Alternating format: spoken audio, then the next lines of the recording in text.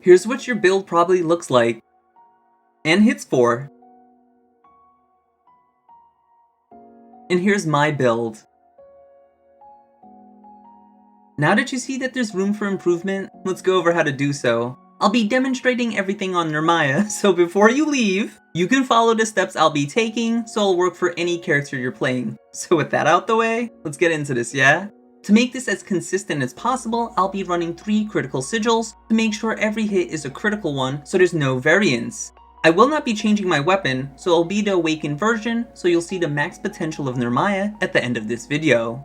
We'll now demonstrate what our base damage is with 100% critical hit rate. The second hit of Setsuna does more damage than the first, so once both match, you know your 100% damage cap. Okay, we're seeing a variance. Let's pop our buff and try again. Nice, both of them match. And if you're wondering what's the second smaller number you're seeing, it's from the supplementary damage buff, and I'll cover that later. Just focus on the big hit. So now that we know that both hits are the same, we'll add a damage cap to see how much higher we can go. Now they're not the same, which means we need to add some more damage so we could hit the new cap. I'll add a critical hit damage since we'll always be critting.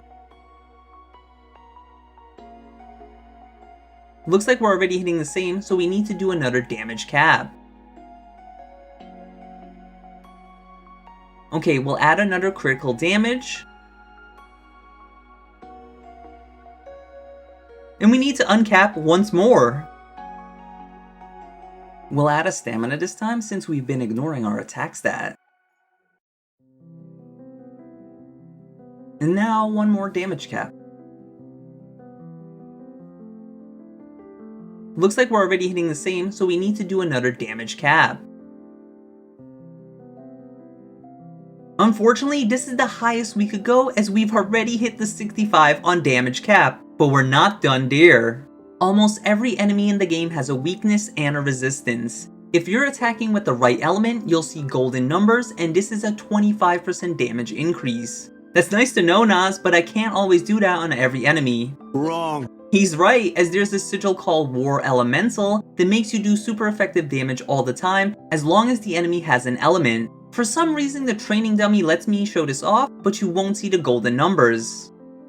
Now this may seem like the highest as we could go as our slots are taken up, but if you get some plus versions of any combinations shown here, it'll free up some spots, like my critical hit rate with stamina, and critical hit rate with crit damage. Remember when I said we're gonna go over supplementary damage? Well, now's that time! Supplementary damage is an additional hit that deals 20% additional damage. I'll do a basic attack so it's easier for you to see. Now with the buff, you see the second hit. This buff originally was just for those who had it in their kit, but everyone can get this buff from this curio. It also stacks. As you can see, after activating my buff, it now doubles the damage of the additional hit since it activates one more time.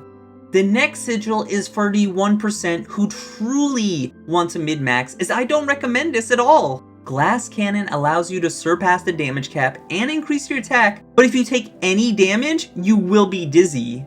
Now I know what you're thinking, run a max dizzy resist and you will counteract this. Well, that doesn't work. Here, let me show you.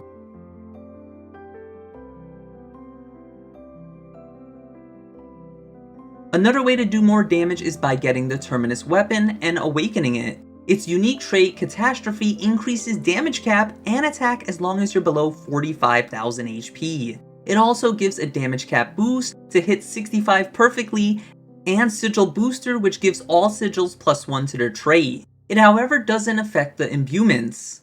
Speaking of Imbuments, that also gives a small boost, so make sure you put one on your weapon. Mirage Mutation helps you reach your damage cap a little easier by giving you almost 200 attack. The final way to increase your damage is by getting over Mastery. Depending on which character you're using, that'll determine what you want. For example, Nirmaya uses both normal attacks and skills, so she wants the damage uncapped for both. Try and get these uncaps as we can't get these any other way. Hopefully now you know how to build your character properly to do optimal damage. And as you can see, some broken sigils are locked behind curios. So if you're wondering where to farm those, then consider checking out this video right here. Until the next video, I'll see ya.